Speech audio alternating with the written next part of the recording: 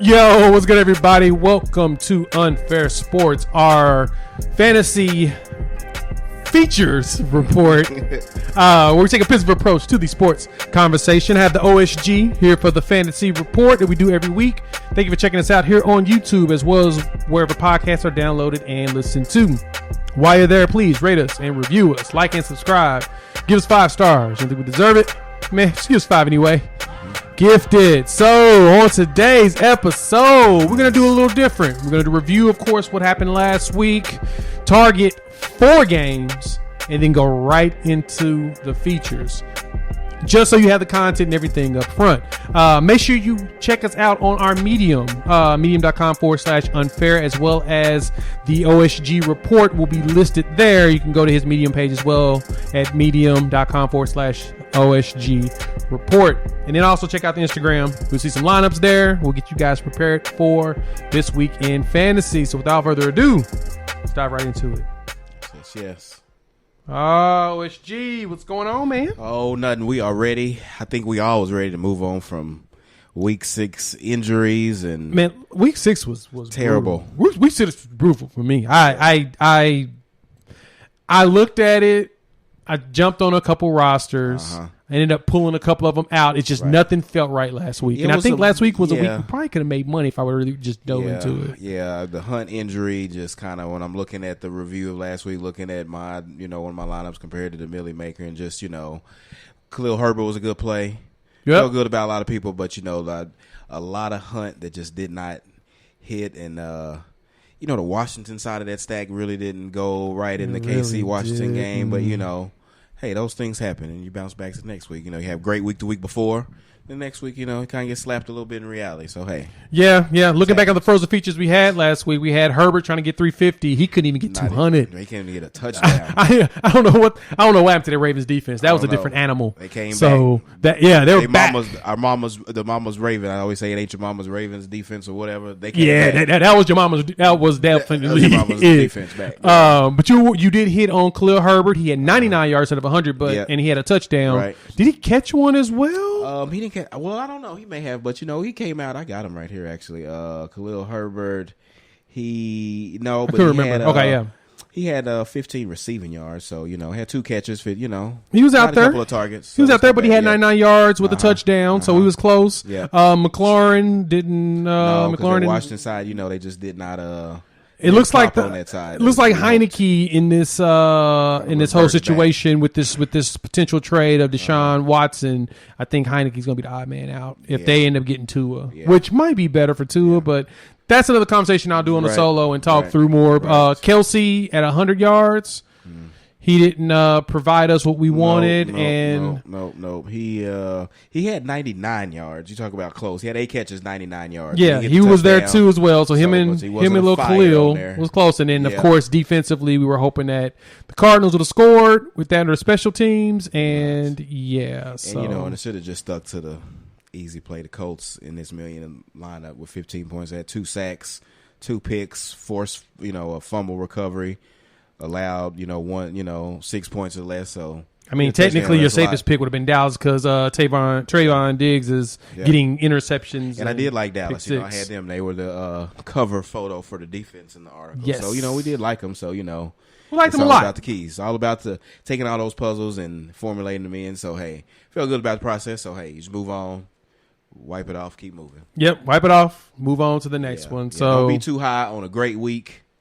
But don't get too low on a bad one either. Yeah, that's the bad part. It's hard to kick yourself when you look at the number. You're like, man, if I would have just done this one. But the good thing is that we are prepared for another really good week. Yep. So we're gonna do 4 games. So thank you for checking us out here on YouTube as well as on the podcast. We're gonna jump into the Chiefs at the Titans, where the Chiefs are 4.5-point favorites. We'll have the Eagles going to Las Vegas. I almost said Oakland again, where the Raiders are 3-point favorites. The Lions are traveling to Los Angeles to play the Rams.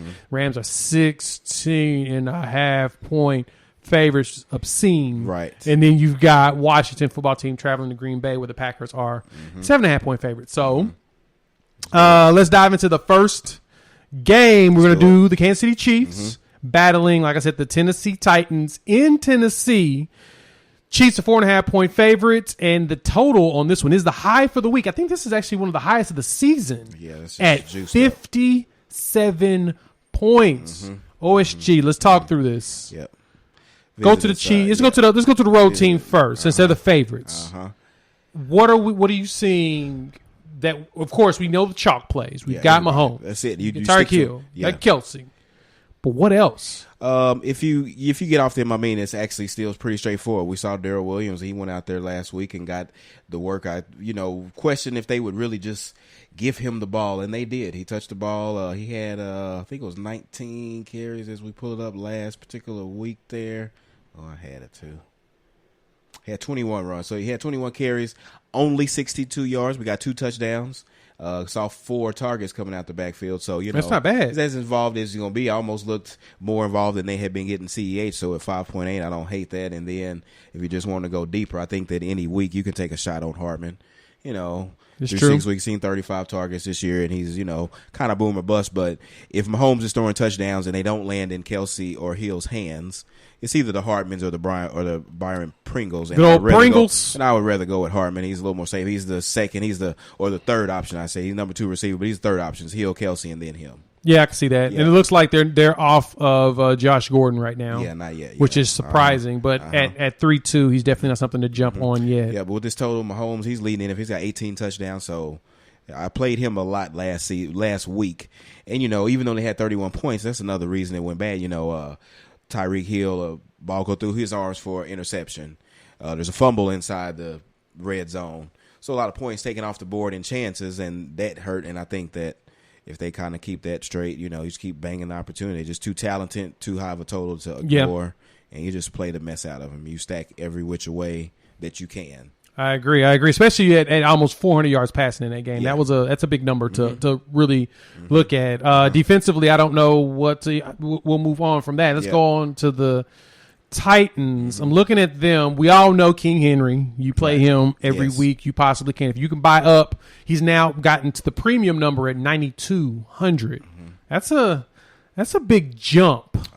It is, but he's almost worth it. He's averaging 30 fantasy points a game. Yeah, he's averaging 30 fantasy points a week. So that's receiver. He's got receiver type numbers when you look at his game log, and he's priced like a high price receiver, but he's guaranteed to get 20 touches, and you may as well say 25. Yeah, he's gonna get you almost 150. Yeah, he's gonna get still you. going to give him the ball in the red zone. Like they don't pull him off the field to let somebody else run his touchdowns. We have running backs to get up the field. Chase Edmonds, and then here comes Connor. Yep, you have those running backs, but they're not taking him off the field. Now, if he can't get in and they stop him, that's one thing, and then they got to go play action. But he's not coming off the field in the red zone. And he's struggle against the run. That makes it even better. Yeah, the Chiefs' defense is DVOA rated at 31 on pass, 31 on the run. So they're 31st ranked defense. So my favorite really bad. way to play this game is to really just play Mahomes and play Henry. And so it's hard to afford Hill in that stack. And so I just really like going back and forth with them two, with Mahomes and Henry in a lot of lineups this week. How you feeling about the wide receivers in Tennessee? Well, Julio Jones banged up, so he got to make sure that he plays, and I think that hurts the offense as a whole. Leaves A.J. Brown. He looked better. He's coming off of injury as well. He's coming off of food poisoning. I know all too well about food poisoning. Well, he had an injury first, and then he had food poisoning afterwards. So it just he's hurt, and he ate the wrong thing. He's hobbling to the bathroom because he's hurt, but and this just would have to be if Tannehill was to ever erupt in a spot. This would have to be hit. I mean, if I said play Taylor Heineke against them, then you had to take a shot on Tannehill, at least somewhat in some stacks. And if he can have his biggest game, it's got to be against this Chiefs defense. I mean, they're dogs, but they're at home, which means you're from behind, so you have to keep throwing, even though they'll keep giving it to Henry. And it'll be a short week. So it's going to be a lot of Tannehill, probably because there's no reason because that Tennessee defense also isn't that good. No, neither one of the defenses is good, so it's just fantasy goodness. So, you could really start it in the show and just play this stack every which way, and anybody that's healthy and seeing targets. But I think you kind of stick to Brown and Jones and don't get too deep in the charge. You stick to, if you're going to play Tannehill, so many people will play Derrick Henry. In tournaments, when you're kind of thinking about some game theory, try to do something others won't do. All of us will play Henry. Yeah. So if this game goes back and forth and it's not Henry, it's going to be Tannehill and somebody. That's a good point. And that's the game theory with the DFS is like, okay, if it goes one way, if it doesn't go this way, don't just fade Henry because I don't want to play Henry. Right. Well, what's going to happen if he doesn't do good? Ooh. It's either that they get completely shut out, which Chiefs defense is not going to do. They're not. Like Washington didn't do good, but they beat themselves. They just, he's a backup quarterback. Yeah, it's a good point. It's a good point. Heineke is technically a backup, and he's not someone that you can truly rely on to actually put up those type of numbers consistently every week in, week out. Yeah, Kansas City needed to win that game. Yeah, they need to win this game for that matter too. Yeah, and Kansas City being suspect in the first half. Need to win. I put it like this: Tennessee's defense is much better than the way Washington's defense has been playing. True. And Washington's defense was able to kind of slow them down in the first half. True. And I think the other piece behind that is with Derrick Henry and running, there's a good chance that Tennessee slows down. But at the same time, the runs that Derrick Henry's breaking off is really hard to see them because they are a running team. Right. It's hard to see that they will actually control the clock when Derrick Henry's busting off big runs all the time. So this could be, like I said, this is most likely with the total being high. This could live up to that with the sparks. It could be a very big shootout, and having a lot of lineups with both teams might not be a bad thing. Yeah. So if you don't want to get on Henry's 9.2 price tag and fade that, then you got to go somewhere else in that game. Makes sense. Look elsewhere. Okay. Let's go ahead and jump right into the next game then, since we got a lot of fun games for you. So appreciate you, of course, joining us here on the YouTube as well as on the podcast where you're listening to us. Make sure you share, because sharing is caring, and read the OSG's written report where you have the position-by-position breakdown and tips and tricks and and when you things to look at. And when you get on there, read, like that report too. Give it a follow, give it a clap, give it a fan, share it. Yes, we're seeing the views and the reads go up, so we appreciate it. So our goal is to make y'all money like we making ourselves money too. So, all right, next game. We've got the Philadelphia Eagles are traveling to Las Vegas to take on the Raiders. Raiders are 3-point favorites. It's a 48.5 point total. So this game is interesting to me because this is the second game for the Raiders off of the whole situation with Gruden. Right. So they're still riding high, most likely. The offense looked pretty efficient last week. It did. It looked like they were playing for a purpose. This could be a second straight game where they play for a purpose. Let's start with the favorite and the home team, the Raiders themselves.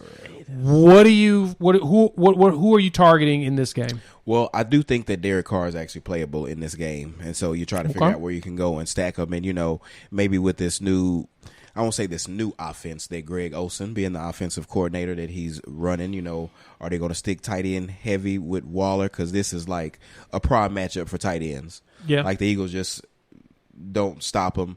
But, they didn't go, and it could have been that particular game. They went into Denver, and Carr looked good, but it wasn't this heavy Waller attack. I think he only, 5-6 catches, and, for his price tag, that's not super high. And I think I kind of want to take a shot on the big plays. I kind of like the Ruggs play. Really? I do. Like, for some reason, like, they do hold some of these receivers in check. So I'm like, Ruggs and Renfro, there's some value at this receiver spot, I think. Because with this 26 point total, none of the pieces are expensive in this game is the thing or in this side of the matchup. Yeah. That's what kind of makes it pretty interesting. Carr is all the way down at 6K. He's less than Burrow, less than Tannehill, less than Hurts, less than Stafford. He's less than. Well, I can see him being less than Hurts, and we'll get in Philly afterwards. But that's interesting. And Waller, like you mentioned, his targets have dropped. He went from 19 against Baltimore in the first week to 7 to 5. Which is hard to live up to that one, but down to 5. But when you look at Carr, he still threw for 341 yards last week at Denver. Yeah, and the price wise, looking at the numbers, I mean, his cost has actually stayed kind of consistent in the 7 to 6. So at six, Waller. Yeah, Waller. So 6'6", I don't know if I would be interested in that, but I do like the Ruggs and Renfro play. Played them a couple weeks ago, especially Renfro, and he was good. Yeah. And Ruggs seems to be, because he's on a roller coaster, because he's a big shot guy. Yeah, he's a touchdown for deep. Yeah, and Philly has a problem defending that. It looks like, let me see, the week 1, Ruggs was bad. 2 and 3, he was awesome. 4 or 5 down, so it looks like 6, 7. He should be. Give it up. Let's go back. He should be up. So and even Renfro, and for the 341 yards that Carr had, Renfro, only had 36, but he saw once again 5 targets. We wrote in the article, so I got to adjust it to 5 now. But before that, saw no less than 6 targets a game so far this season. Season low at 5, so a low game. That's low. They spread it around a little bit. They also played Denver, who knew how to defend. Denver has really good secondary. Yeah, and it was interesting as well that Kenyon Drake got a little bit back involved in the pass game. I know he was kind of on Drake a few weeks ago. So things shifted a little bit with this offense. So in this spot, favored at home, be interested to see what the Raiders do. So I think there's some different ways that you can play and attack this game, and then you just roll out and take a couple shots on different guys and see which ones shake out. I can see that. We're thinking about Josh Jacobs. I'm kind of low on him. I've been low on him most of the season. No, they seem to get they seem to kind of want to go back to, rightfully so, getting Drake back involved, because when we looked at Jacobs last week, 16 carries, 53 yards, not bad, but no pass game work, 1 target. He did score the touchdown. They kind of saved his box score. They kind of boosted his fantasy output, but because he ran one and he caught one. So. Yeah, I'd rather go, just other places at running back this week than Josh Jacobs probably. Yeah, same thing with Kenyon Drake. I probably wouldn't touch him this week. I think it's the passing game in this game for the Raiders side. That makes sense. Yeah. Okay, going into Philly. Mm-hmm. Jalen Hurts, man, has been amazing in fantasy. Yeah, he's one of those you probably want to play every week. And he's and the way that they're set up with his rushing and spreading it out, like you don't have to beat your head as to who to stack him with. Yeah, he had some from a passing aspect, not some good games. He had 115 yards last week passing. That's not.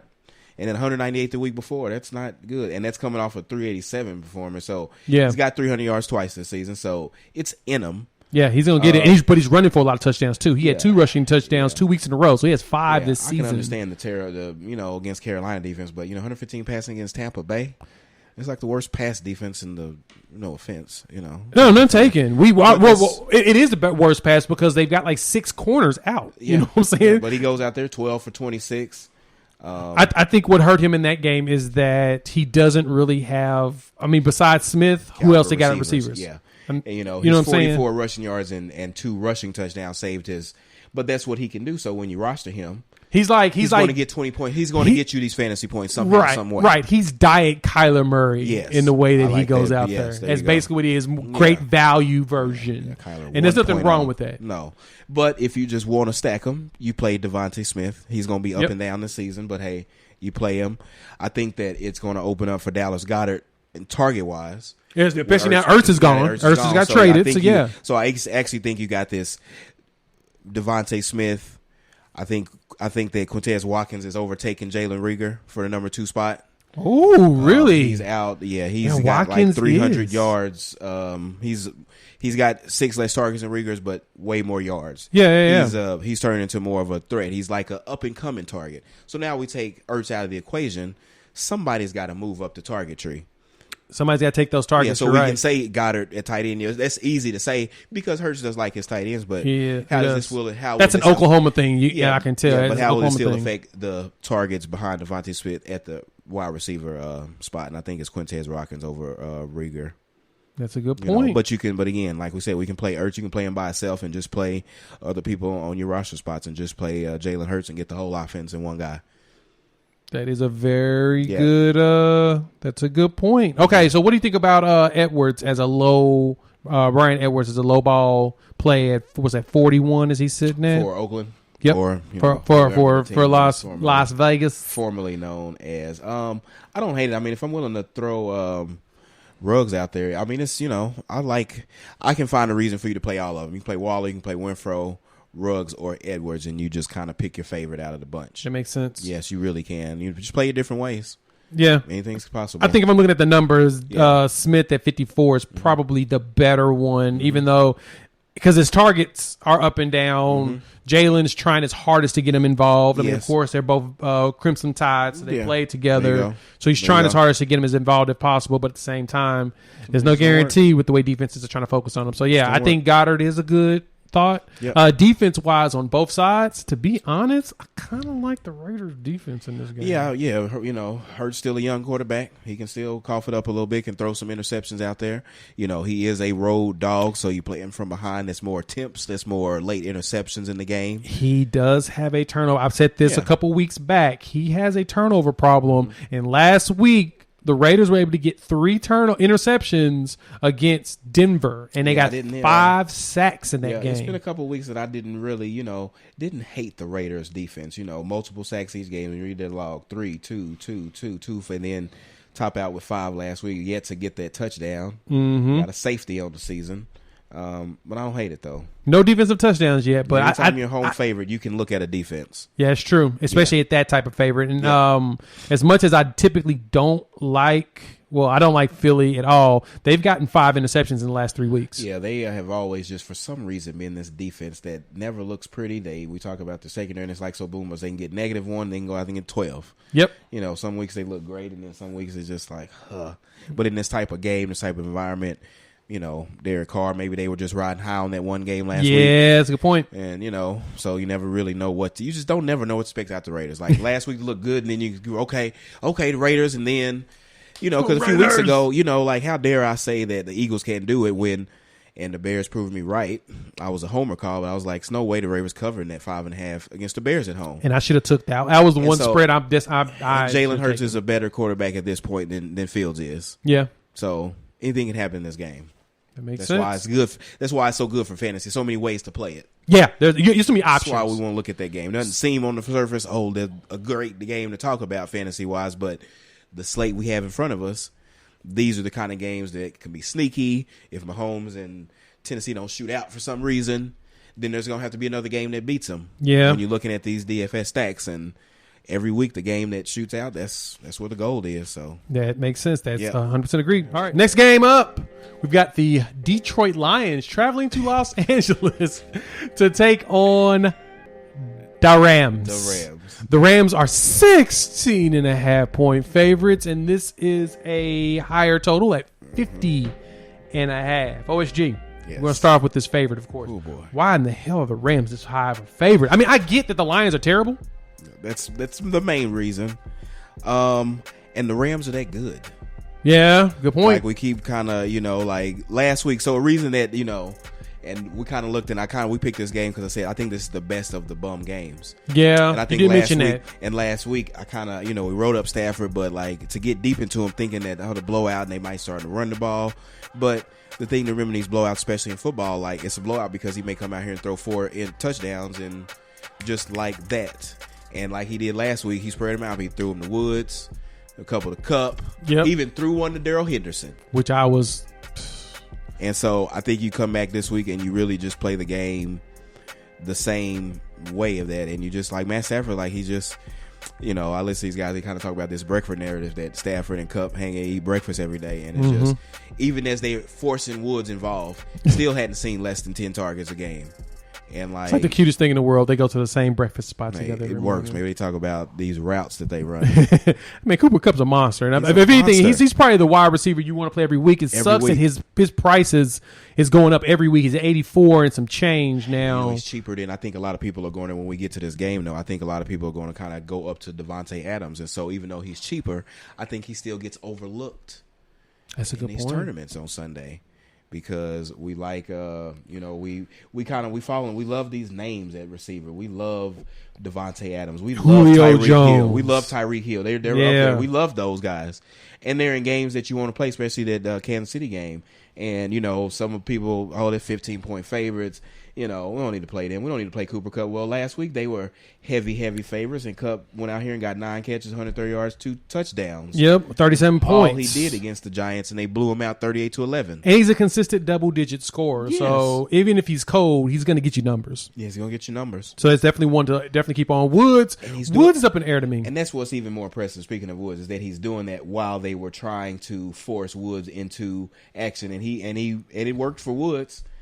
He had 5 targets, two receptions, 31 yards, and a touchdown. Which they can fall out if you don't get the touchdown. Exactly. And this week they've got him from 61 to 64 because of them playing the Lions. I don't know if I like that. That $300 is a jump. Yeah, and it's a couple of weeks in, and when you kind of look at that price range around that, players, Calvin Ridley 6'6", Jamar Chase 6'2", you kind of just decide if you need that in your lineup this week. That makes sense.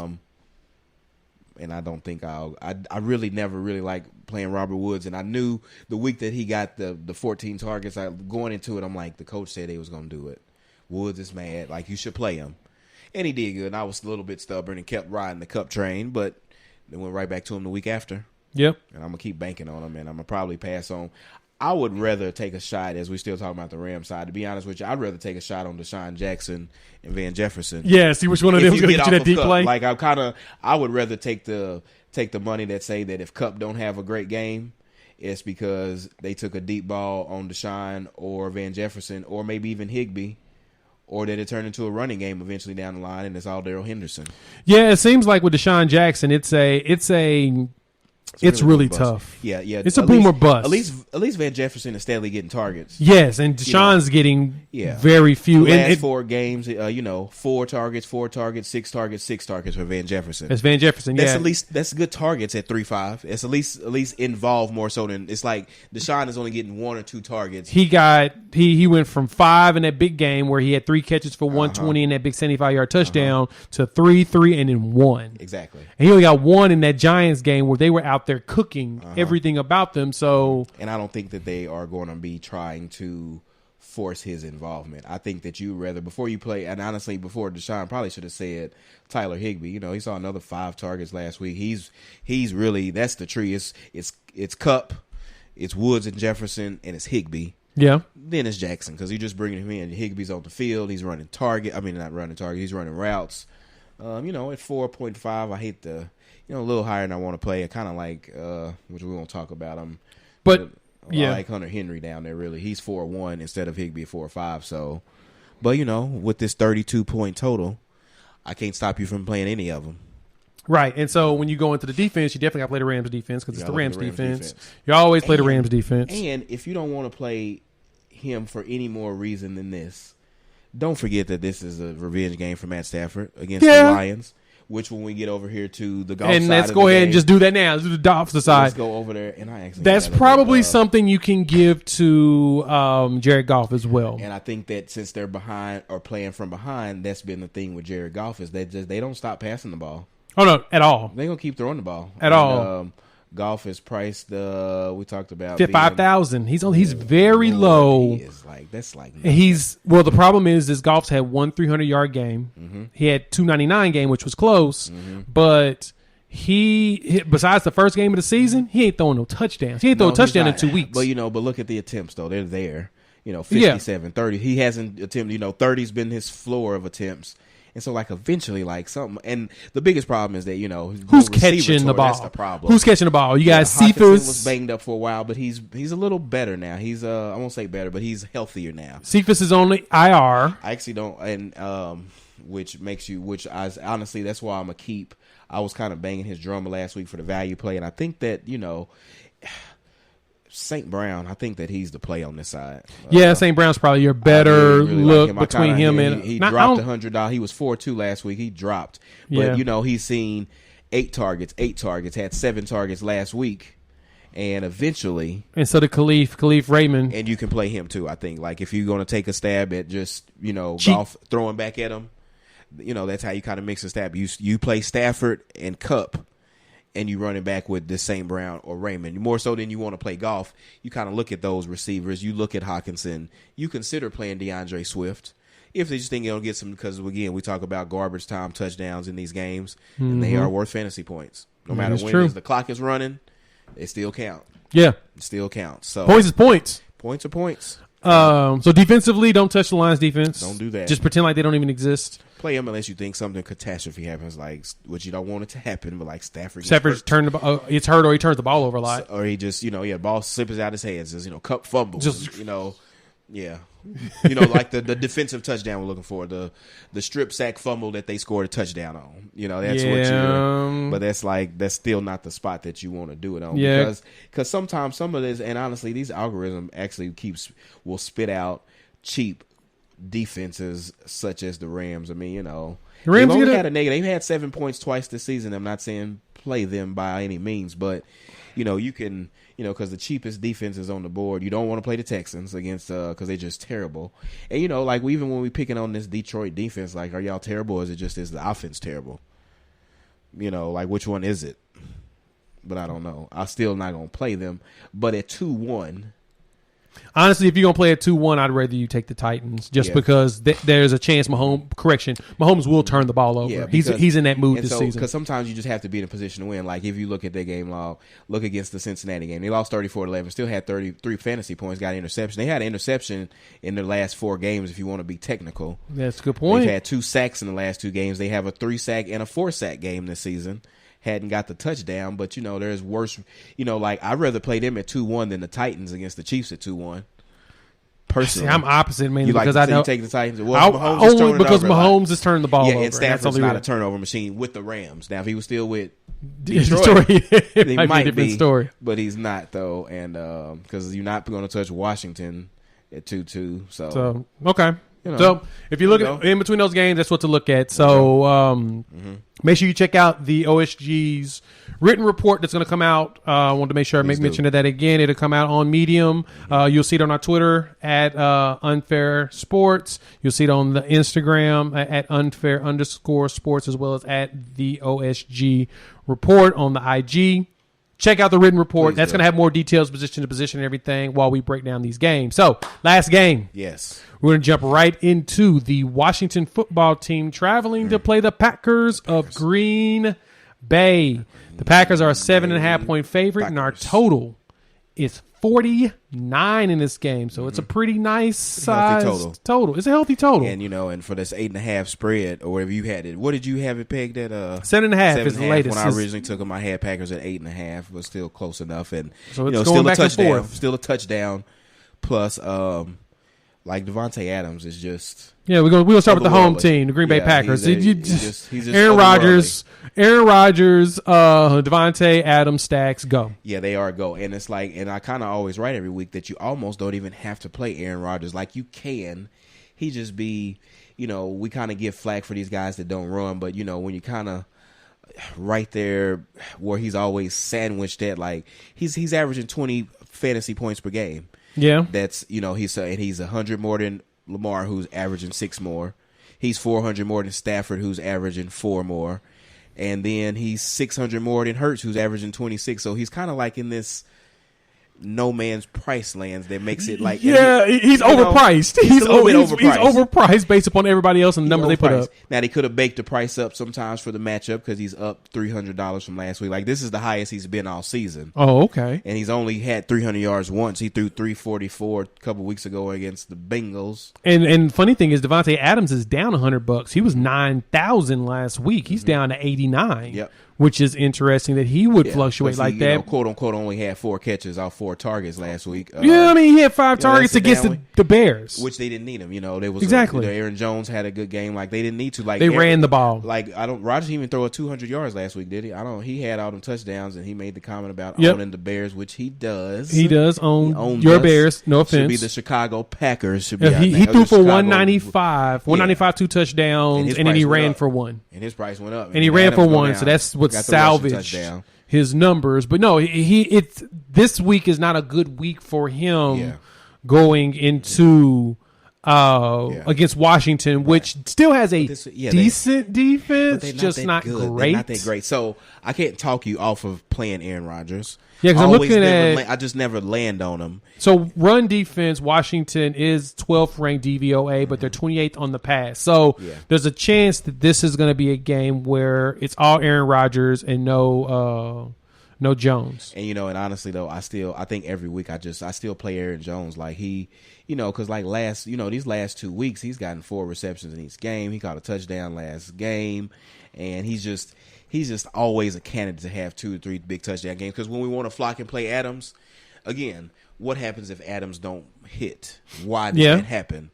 Because Aaron Jones ran touchdowns. Adams is a good red zone target. But the thing about Aaron Jones is he hasn't ran a touchdown in 3 weeks, in 4 weeks. That's because they're throwing a lot of touchdowns. They throw a lot of red zone targets to Devontae Adams because that's who you give it to. And and Dillon has gotten a little bit. I was just about to say, A.J. Dillon is eating into his work. He had 11 carries last week against Chicago. Didn't see any targets though, so they're not throwing it to him. No, they're not no. throwing him. So at all. So that's why it's still good with Aaron Jones that he's still the primary pass catching back in the situation. Good point. Yeah, like, you're right. Some running backs we don't like, and we just talked about Jacobs, because they're not getting the pass work. It was good to see Joe Mixon. We're not talking about the game. It was good to see him get involved in some targets last week again. Mixon had the long touchdown run that Jamar Chase blocking like a touchdown. There went my Chase touchdown. It went to Mixon on the throw. Yep. And Chase was mic'd up actually because I follow Cincinnati, and he was they was like, I was blocking like a tight end. But Mixon was like, that's his touchdown. I was like, I wish they could give it to him in fantasy because that was my receiver that I was really just banging his drum all week. But he had 13 fantasy first week. But we ain't talking about them. So tight end wise, I'm looking at Tanyan. Mm-hmm. Oh, he's just being terrible. It's hard. I don't think you should touch any tight ends in this game. So I really think that you play Aaron Jones and Devontae Adams and move on. But I can't stress how good of plays they are this week, though. I think they're great plays, both of them. You don't play them together, because they offset one another. If one of them explodes, the other one's down. If one's high, one's low. Yeah, so don't play them together. But I do think that Aaron Jones and Devontae Adams will be one or the other be great plays this week, and I probably will just play them both. Probably rotate them in and out. I have a good build with Adams, and then take Adams out, put Aaron Jones in, and move some things around. Keep a core.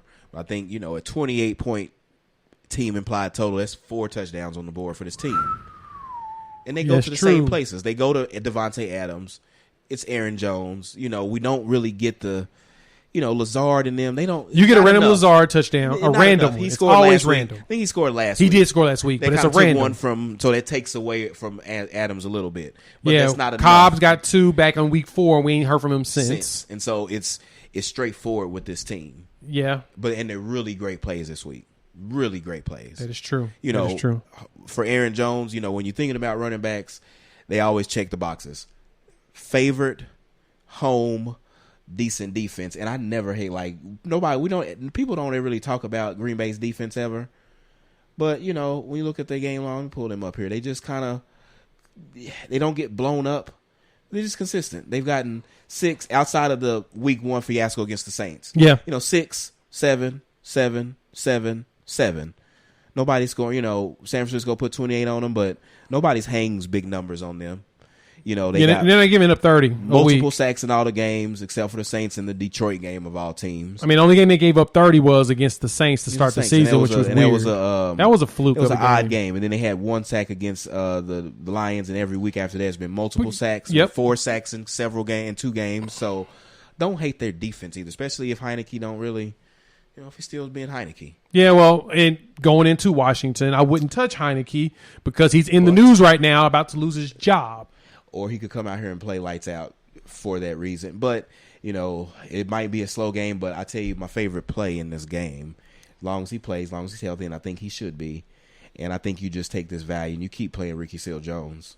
Yeah, it seems like he is the security blanket. Yeah, he's got 9 targets, got 6 targets again last week. He had a touchdown last week, which is only his 2nd of the season, but he's targeted. But he wasn't playing. Logan Thomas was in here playing, and ever since he went down, he's getting more usage than Thomas was. 4, 9, and 6 in targets. That's actually pretty damn good. When opposing teams have had a useful tight end playing, they have all beat Green Bay severely. You look at the DVP for tight end play, which I noticed that a few weeks ago. They numbers kind of got a little bit better just because of their matchup. So they dropped. So 18th worst, or I guess you could say starting from 32 and going backwards at 18. So middle of the road. So it's a decent tight end spot. That's what makes it even better. Tight ends have been beating Green Bay. Competent tight ends have been beating Green Bay. That's true. All right, what you think about Terry McLaurin? I think he's another smash play. If Heineke can do something, because when you look at the DVP chart, you look at the DVP on receiver, and Green Bay tops that chart. Green Bay's defense against receivers, the Chiefs' defense against receivers. Yeah, Green Bay passing defense-wise, he is spot to attack. Yeah, they're middle, 19th in DVOA, 30th in the run. So I think Gibson might be something to consider since Green Bay's 30th in rush defense this season. season. Yeah, I think Gibson's a little banged up, so Or is it McKissick? A little bit. If it turns into a passing game that you're playing from behind, you definitely want McKissick. He was a receiver in college, but from DFS, he just hasn't produced the ceiling that you want. Like, that's true. You gotta, he's got to get like 7 catches, 80 yards, and a touchdown. Yeah, last week he had 8 receptions for 65 yards. It's in his realm of possibility, so I think he's the better play in this game. If you're looking at over Gibson, I think that RSJ is my number one, and McLaurin's 1A. Like every week, you can play Terry McLaurin. Like he just, every week he's 125 and 2 waiting to happen because he's just the best target. He's the only target. That's a good point. And you actually like teams like that when you look at this fantasy stuff. When you look at the DFS, you like it that it can go. With the Raiders, we over here guessing. We was like Ruggs, Edwards, Waller, Renfro. It beans, could be greens, potatoes, tomatoes. Exactly. It could be anybody. But McLaurin and RSJ is getting it, and then if they keep throwing it, then it's McKissick. Like you want Gibson when Washington is favored. When they're in control of a game, and I just don't see him being in control of this game. I think the Packers control the clock. They control the clock. They're going to score quick in a lot of situations. Mm-hmm. They're going to try to run the ball, but they have Aaron Rodgers, so he's going to change it and pass because he's Aaron Rodgers. So unless that Washington defense can figure out something about themselves and get back to where they would get a bunch of sacks, I don't see them as a solid play. Yeah, despite having, despite the Chiefs scoring all over them last week, they looked better last week. They had 8 fantasy points. Better. That was their best.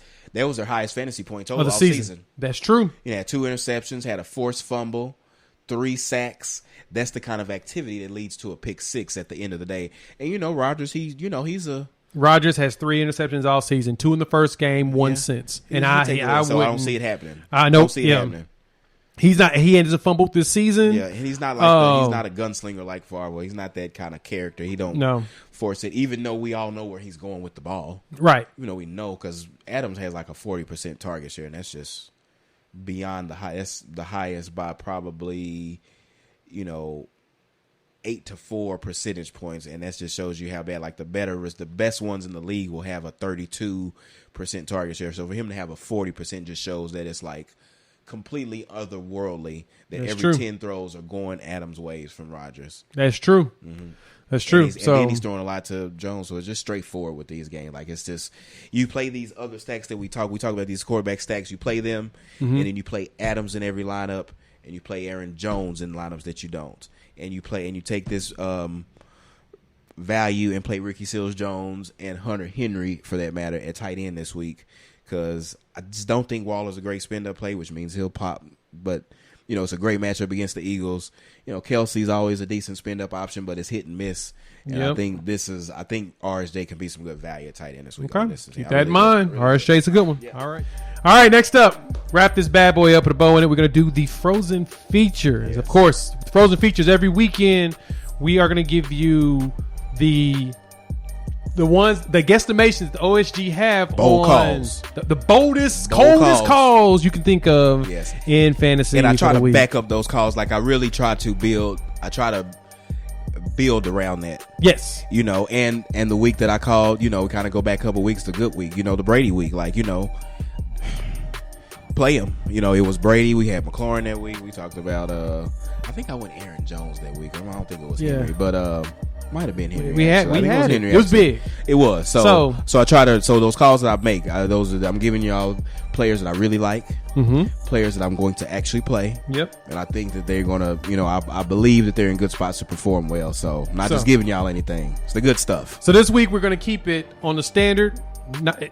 Everybody, the entire pool is available. We're not gonna restrict anything. Okay. Start off quarterback. Okay. What quarterback's going to get us 250 yards passing and 4 touchdowns? 250 and 4. I actually think there's a couple that are capable of 250 and 4, especially with these lopsided ones. Like, with these lopsided ones, it's going to be hard to get to 3 and 350 because they run the ball the whole fourth quarter when you're up by 20. So 250 and 4, I think that would be incoming from either. Give me one. Give you one. 250 and 4. We talked about him today. We hyped him up. Give me Matt Stafford in the revenge game. Like, Stafford just throw it all Lions. Over his old team. These at home, they hot, and Detroit just shown nothing to stop Okay. Anybody. And when I said either, I know you said it can only be one. Only I do one. think Kyler Murray can give you that too, though, this week. Yeah, I can see that. Yeah. All right. Running back that can give us 200 yards. Ooh, 200 yards. I mean, there's only one on the board that's even in his repertoire. You just keep playing. Just keep playing Derrick Henry. Like, come on. Like Derrick Henry. Just keep playing him. And if he fails us at 200 yards, he'll still make it up with his 3 touchdowns. So nobody else you thinking that points. can get you 200? 200 yards. He don't run enough. People like, and I think it's just the work in the pass game. People like Fournette. 200 yards, no. This week I really like Chuba Hubbard, though. I like him in the Carolina defense against the Giants. I wish he was at home. But I don't think anybody else capable of it. Like, there's a few running backs that's maybe off the slate this week. Okay. Because Henry, this 9.2 price tag, close to him is Aaron Jones. That makes sense. 7.5. I don't think Aaron Jones can get 200 yards, but I think he can score 2 or 3 touchdowns and match Derrick Henry's touchdowns this week. Okay. Yep. Wide receiver. What wide receiver is going to get us 3+ touchdowns?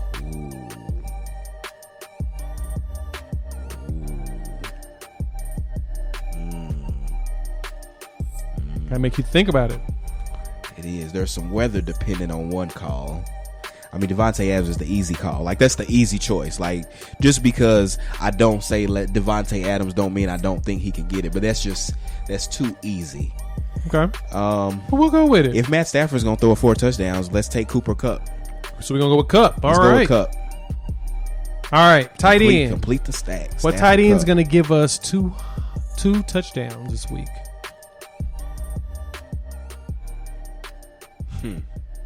I like 2 of them to do that. The best one, because he's red hot right now, Mark Andrews. Ooh. I think he can have a good game against the that Cincinnati one. defense. I do think that Cincinnati's defense is a little better than you would just expect it to be, just because they're called the Cincinnati Bengals. Because I think that overall, as Burrow gets better, like they kind of turn into like this complete football team. It's true. But I do think that Sammy Watkins is out. Rashad Bateman came out of, he's doing he looked good last week. But Andrews is hot, and I think Lamar has a really good game in this AFC North division game. And you kind of stick to the tight plays. Yeah, you get ready. It's hard to move the ball, and the Mark Andrews, like the solid players, is who show up in the AFC North game. It's Marquise Brown, it's Andrews, and I could see Lamar going there twice. That makes sense. I do. That's a good point. All right, last one: defensive special teams. Who's going to get us a touchdown? Didn't they get hold on, let me pull up their defense before I blurt them out too loud. And they priced them down because they had some bad games. Did they actually score a touchdown? See, they never got in the end zone. I wanted to say the New England Patriots going back up against Zach Wilson. They sacked him 4 times, had 4 interceptions against him in that week 2 game. Didn't score, but if you keep throwing 4 touchdowns or interceptions, if you keep doing that. Well, they had that big gap, no interceptions up until last week against Dallas when Dak threw it to him. So, but yeah, for the most part, they're going up against that rookie again. Yeah, and that's me, and I'm gonna keep playing my favorite defense, which we'll get to the report. He had another 12 points last week. We keep talking about this defense, and people don't want to. Nobody wanted to play Kyler last week. Understandably, it was gonna be a blowout. But the Cardinals' defense, interception last week, 2 forced fumbles, 5 sacks. And that was against Cleveland. Now they get Houston and whoever's going to play at quarterback. It's true. I actually can't wait for Tyrod Taylor to come back because it makes these Houston games slightly more competitive. Because as soon as we get to ride back, we can actually start playing more Brandon Cooks. Yeah, you can go back to him. Yes, yeah, and if and even with the Jets, we talk about this New England one. If he would do something, you could play Corey Davis with them. With the Jets, if Zach Wilson would do something again, but. So Cardinals and I know that's 2 defenses.